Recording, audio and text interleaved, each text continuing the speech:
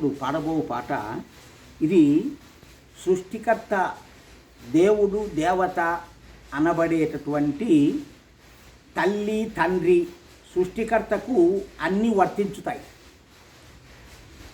కాబట్టి తల్లి భావముతో వ్రాసినటువంటిది ఈ పాట.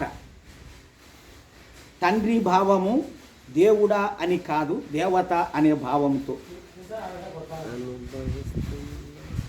జననీ జగదీశ్వరి జీవాధిపతి సర్వవ్యాపిని జననీ జగదీశ్వరి జీవాధిపతి సర్వవ్యాపిని జననీ జగదీశ్వరి తల్లివి నీవే తండ్రివి నీవే నిరతము బ్రోచే శక్తివి నీవే తల్లివి నీవే తండ్రివి నీవే నిరతము బ్రోచే శక్తివి నీవే నిన్నే నమ్మి నీ జ్ఞానముతో నిన్నే నమ్మి నీ జ్ఞానముతో వేద విధుల నిన్ను చేరి పూజించా జననీ జగదీశ్వరి జీవాధిపతి సర్వవ్యాపిని జననీ జగదీశ్వరి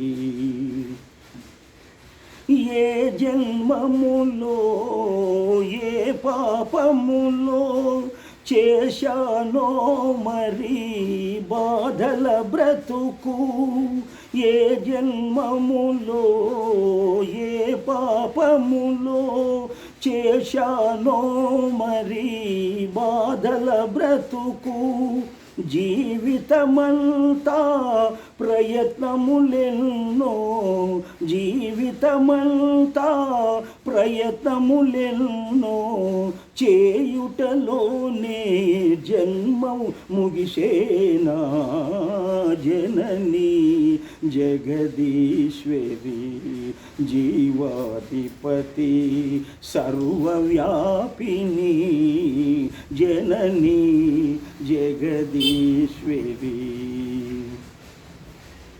జ్ఞానమునిచ్చి సాధన లేక అన్నమునిచ్చి ఆకలి లేక జ్ఞానమునిచ్చి సాధన లేక అన్నమునిచ్చి ఆకలి లేక ధనములనిచ్చి దుఃఖం తీరక ధనములనిచ్చి దుఃఖం తీరక ఈ జన్మములోన స్వామి ఇంతేనా జననీ జగదీశ్వరి జీవాధిపతి సర్వవ్యాపిని జననీ జగదీశ్వరి మార్గములున్నా మనసే వినక మనసే ఉన్నా దేహం వినక మార్గములున్నా మనసే వినక మనసే ఉన్నా దేహం వినక అనుభవిస్తున్నా అర్థం కాక అనుభవిస్తున్నా అర్థము కాక నీ దయ కోరితి అమ్మ ఎన్నేలో జననీ జగదీశ్వరి జీవాధిపతి సర్వవ్యాపిని జననీ జగదీశ్వరి వేదం యోగం హోమము నియమం సాధన మాకు ఈయవదేవా. వేదం యోగం హోమము నియమం సాధన మాకు ఈయవదేవా.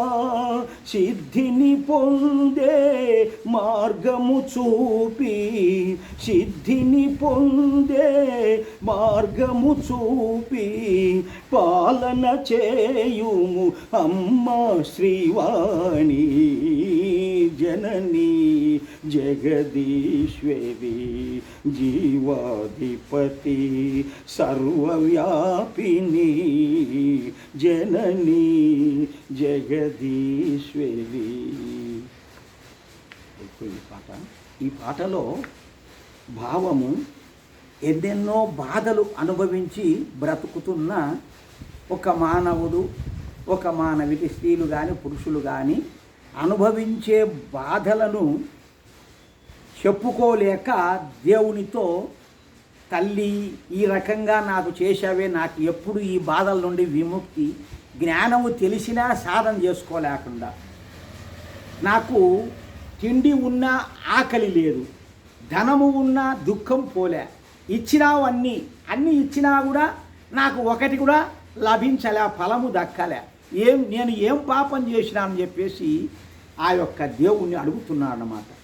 ఈ యొక్క పాటలో ఎన్నో మార్గాలున్నా మనస్సు వినదు. చాలామంది ఏం చేద్దామన్నా మనస్సు వినదు. ఎందుకు అంటే అది కూడా ఒక పూర్వజన్మలో చేసేటువంటి సంస్కారం దోషం అడ్డం వస్తూ ఉంది. ఉదాహరణకు యజ్ఞం చేయడానికి అందరికీ ఏమి లోటు ఉండవు కదా, కానీ చెయ్యరు. ఎందుకు? ఆ జన్మలో సంస్కారం లేదు, ఆ పుణ్యఫలం లేదు, బుద్ధి పుట్టదు. శరీరం బాగుంటుంది, చదవడానికి వచ్చు, సాధన చేసుకోవడానికి, యోగా చేసుకోవడానికి వస్తుంది, అన్నీ వస్తాయి. ఒళ్ళు బరువు, సోమరి, కర్మ చెయ్యరు. అంటే ఇది కూడా కర్మఫలమే. పూర్వజన్మలో చేసినటువంటి కర్మఫలములు మనల్ని వెన్నంటి అది శుభకార్యాలను చేయకుండా చేస్తున్నాయి. మరి అందుకు ఏం చేయాలంటే తీవ్ర ప్రయత్నం చేస్తే ఎందుకు కావు, ఎందుకు చేయలేదు అనేటువంటి తీవ్ర ప్రయత్నం చేస్తే కొంత కొంత కొంత కొంత ఫలిస్తాయి. అంతేకాని నువ్వు అస్సలు ప్రయత్నం చేయకుండా నాకేం లేదు, ఏమీ కాలేదు అని చెప్పేసి నాకు అన్నీ ఉన్నాయి, నాకు చేయబుద్ధి కాదు, నాకు మంత చదవబుద్ధి కాదు, నీకు అడిగి రాబుద్ధి కాదు, వినబుద్ధి కాదు, నాకు అది అర్థం కాదు, ఈ అర్థం కాదు, ఇట్లా కూతలన్నీ తప్పుడు కూతలు. పుస్తకాలు చదివితే ఎవరికైనా ఒకసారి అర్థం కాకుంటే రెండోసారి అర్థం కాకుంటే మూడోసారి, ఈ విధంగా చదవంగా అందరికీ అర్థం అవుతాయి. వేదాలు అట్లాంటిది చదవంగా కొంత కొంత అర్థమైతా వస్తాయి అని మొన్న ఈ మధ్యన ఒక ఆయన చెప్పాడు. అయితే మనము శ్రద్ధతో మనస్సు శరీరాన్ని వంచి కూర్చోబెట్టాలి ఒక చోట నిర్మలంగా. కానీ మన మనుషులు ఎట్లుండారు అంటే ఒక చోట ఒక అర్ధగంట సేపు కూర్చోండునైనా నేను ఆడికి పోయొచ్చా అంటే కూకుండే స్థితిలో లేరు. ఎందుకు? మనస్సు చంచరిస్తూ ఉంటుంది. మనసు అది అట్లా పోయి వచ్చాము తట్టుకో అంతలేకే, అదే ఇట్లా పోయి వచ్చాము తట్టుకో అంతలేకే. అంటే మనసును కట్టేసే శక్తి ఎవ్వనికి లేదు. మనసును కట్టేస్తే అన్నీ దొరుకుతాయి, అన్ని సాధనలు వస్తాయి. ఆ శక్తి లేకుండా ఎందుకు పోయింది అంటే పూర్వజన్మలో పుణ్యం చెయ్యలే, పాపం చేసినావు. భగవంతుని సాన్నిధ్యాన్ని పొందడానికి కావలసినటువంటి శక్తి సామర్థ్యాలు నీకు ఇవ్వలే దేవుడు. ఆ శక్తి సామర్థ్యాలు కోసము నీవు ప్రయత్నం చెయ్యాలి. తెలియని వాళ్ళంటే పోని, తెలిసినటువంటి వాళ్ళు ఎంతో కొంత ప్రయత్నం చేస్తే కొంత దొరుకుతుంది. కష్టపడి 10 రూపాయలమైనా కష్టపడితే 1 రూపాయి 2 రూపాయలైనా దొరుకుతుంది. నేను చెయ్యను దాంతో నాకేమిటికి అనుకుంటే ఎవరికి ఏమి రాదు. ఇటువంటి దుఃఖాలు తప్ప మరి ఏమి మిగలవు తరువాత జన్మల్లో. ఎందుకంటే ఉన్నేటాపొద్దు నువ్వు ఏమీ చేయలేదురా, ఉన్నేటాపొద్దు నువ్వు ఏ దానము చేయలే, ఉన్నేటాపొద్దు నువ్వు ఎవరికి సుఖపెట్టలే, అందరినీ బాధనే పెట్టావు. ఈ పొద్దు ఉన్నా కూడా నీకు తినకుండా లేకుండా వచ్చా. దేవుడు శాసిస్తాడు. నువ్వు ఏం చేస్తావు? ఎంతోమంది ధనికులు గొప్ప కోటీశ్వరులు ఉన్నారు. గంజి నీళ్ళు తాగి నానాకై తిని గడ్డి గాలం తిని బ్రతికి సస్తాండారు. ఇదంటే కర్మ కాకపోతే మరేమిటి? ఈ కర్మను తెలుసుకోవాలి. ఈ జన్మలో మనం చేసుకుంటేనే మానవ జన్మలో అటువంటి దుష్కర్మలు తగ్గుతాయి. వచ్చే జన్మలో మంచి ఫలాలు వస్తాయి. ఈ జన్మలో ఏమి చేయకుండా నాకేం బట్టా, ఈ పొద్దుంటాం రేపు పోతాం, దానితో నాకేమి, నేను రూపాయి సంపాదించుకునేది నాకే, నేను లోకానికి కానీ సత్కార్యానికి కానీ ఖర్చు పెట్టను అని అనుకుంటే రేపు పొద్దున నీకు ఇవ్వడు దేవుడు. మళ్ళీ పుడతావు, నువ్వు ఎప్పటికీ పుడుతూనే ఉంటావు. ఆ పుట్టినప్పుడు దేవుడు ఆ జన్మలో నీకు ఇవ్వడు. ఉండేటప్పుడు పోయేసినావు పోరా, దాన ధర్మాలు, అందరికీ మంచి పనులు చేసినావు, పోయేసినావు పో అని చెప్పేసి లేకోకుండా నీకు కాళ్ళు కీళ్ళు ఇరిచిపారి పెడతాడు. పని చేసుకోలేవు, సంపాదించుకోలేవు, అడుక్కొని తిను నా కొడుకు అని పెడతాడు. అప్పుడు ఎంత బాధ ఉంటాయి. ఈ పొద్దు నువ్వు దానం చేసింటే రేపొద్దున నీకు వస్తుంది. నీవు ఏది ఇస్తే సమాజానికి లోకానికి అది నీకు దేవుడు ఇస్తాడు. నీవు లోకానికి హింసనిస్తివా, నీకు హింసలే వస్తాయి. లోకాన్ని బాధ పెడితివా, నీకు బాధలే వస్తాయి. నీవు ఏది ఇస్తావో అదే పంట పండుతుంది, ఏ ఇత్తనం వేస్తావో అదే పంట పండుతుంది తప్ప వేరేది పండదు. అది తెలుసుకోలేక ఈ మతాల గార్ది కొడుకులు తీయక అదే మార్గంలో పోయి సస్తున్నారు. తెలివి లేదు. ఎందుకంటే ఇప్పుడు బాగుంటే సరే మళ్ళీ ఎవరు చూసినాడు, ఇట్లా కూతలు కూస్తారు. కాబట్టి మనము ఏది ఎంత ఖర్చు పెడితే అంతకు 10 రెట్లు భగవంతుడు ఇస్తాడు. ఈనాడు త్యాగభావంతో పెడితే అది తెలుసుకోవాలి. అది తెలుసుకోలేక ఎప్పుడు ఇష్టానుసారంగా స్వార్థము, నా స్వార్థము నాదే అని ఆలోచన చేస్తూ ఎట్లయితే నేను ఇంత సంపాదించుకుంటా, ఎట్లయితే నేను సావుకారుడైతా, ఎట్లయితే నేను మేడలు కడతా, అదే ప్రతివాడు ఆలోచన చేస్తాడు. కానీ ఎప్పుడో ఒకసారి దైవ కార్యానికి, లోక ఉపకారానికి ఏదైనా కొంత దానమీనైనా అంటే ఒకనా కొడుకుల గురించి ఇచ్చేటోళ్ళు లేరు. ఎందుకంటే అటువంటి పరిస్థితి ఉంది. ఎవడో బుద్ధి కలిగిన జ్ఞానవంతుడు మాట మిర్జాలు లేకపోయి అంతో ఇంతో ఎప్పుడో సంవత్సరానికో ఒక పారి పోతే ఎప్పుడన్నా అంతో ఇంతో ఇస్తారు. వాటితోనే మేము కొంత వేసుకొని ఈ కార్యక్రమాలు జరుపుతున్నాము, చేస్తున్నాము. కానీ ఇవన్నీ ఎవరికి వాళ్ళు స్వార్థముతో మూటగట్టుకొని ఒక్క పైసా కూడా తీసుకుపోలేరు. అంతా ఇక్కడే పారేసిపోవాల్సిందే. ఎవరు తీసుకుపోయాడు? చూస్తూనే ఉన్నారు ఒక పక్క. చస్తుంటే చస్తున్న వాళ్లకు ఏం పోతుంది అంటంబడి అని. కానీ జ్ఞానం పని చేయదు. ఎందుకంటే మానవత్వం అనేది లేదు. దాన్ని అభివృద్ధి చేసుకోలే పిల్లప్పటి నుంచి. దేవుడా దేవుడా అని చచ్చిపోయేటప్పుడు దేవుడా అంటే దేవుడు ఎట్లొస్తాడు? రాడు. మొదటి నుంచి దేవుడా అనేది ఈ ఆత్మకు నేర్పాలి, జీవునకు నేర్పాలి. ఆ మనస్సు ఆ విధంగా పని చేస్తుంది. దీనికి నేర్పకపోతే పోయేటప్పుడు నారాయణను స్వర్గం వచ్చాది, అదేను ఇదేను అంటే వాడికి ఎట్లొచ్చాది? రాదు. ఎందుకంటే అది నోరు తొలుకోదు. అమ్మ నాయన అంటాడు తప్ప దేవుడా దేవుడా అన్నాడు. కాబట్టి ఇవన్నీ నేర్చుకోవడానికే ఈ ఆత్మకు పుట్టినప్పటి నుంచి సాధనతో దానికి అన్నీ నేర్పిస్తూ యజ్ఞయాగాదులు, ధ్యానము, ధర్మము, త్యాగము, ఈ త్యాగభావం అనేది ఈ యజ్ఞము చేస్తే కనీసం ఓ 50 రూపాయలు 100 రూపాయలు పెట్టి ఈ చిన్న యజ్ఞం చేసినా కూడా ఈ యజ్ఞం చెయ్యగా దానగుణము, త్యాగభావము అలవాటవుతుంది. ఒకేసారి దానం చేయాలంటే ఎవరు చేయలేకపోవచ్చు. ముందు మన ఇంట్లో దేవుడి పేరుతో చిన్న యజ్ఞముగా దాన్ని తయారు చేసి పెడతా ఉంటే, దానికి ఖర్చు పెడతా ఉంటే అప్పుడు ఏమనిపిస్తుంది? నేను ఎవరికి ఇవ్వలే, నా ఇంట్లోనే పెట్టుకుంటాండా, కాబట్టి ఇదంతా మనకే వస్తుంది అని నీవు ఆ భావనతో నువ్వు ఖర్చు పెట్టుకుంటావు. ఏ పూజ చేసుకున్నా కూడా ఈ యజ్ఞ భావనతో, యజ్ఞముతో. కాబట్టి వేరే పూజల వల్ల ఈ ప్రకృతిలో ఉండే వస్తువులు నష్టమవుతాయి తప్ప ఏ ఉపకారం జరగదు. ఈ యజ్ఞములో వేసే వస్తువులు లోకానికంతటికీ దానం చేస్తాయి. ఈ యజ్ఞము అన్ని దానముల కన్నా యజ్ఞదానము ఎంతో గొప్పది. ఏ మానవుడు తెలుసుకోరు దీన్ని.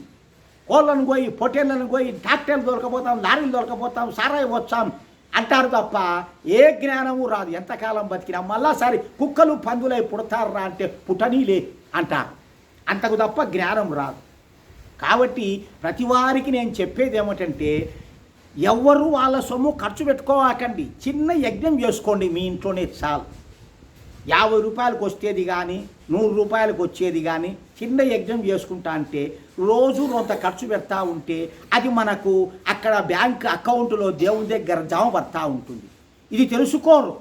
నువ్వు ఎన్ని టెంకాయలు కొట్టే జమపడద్దు, ఎన్ని నిమ్మకాయలు కోసినా, ఆదివారం పూజలకు ఇచ్చినా, పునస్కారాలు ఎన్ని చేసినా కూడా నీకు ఏమీ లభించదు. 1 రూపాయి ఉడక రాదు. పోతే పూజారికి కొంత పోతుంది, తెచ్చుకొని ఇంటికి తెచ్చుకొని మనం తింటాం. అంతకు తప్ప ఇంకా ఏమి రాదు.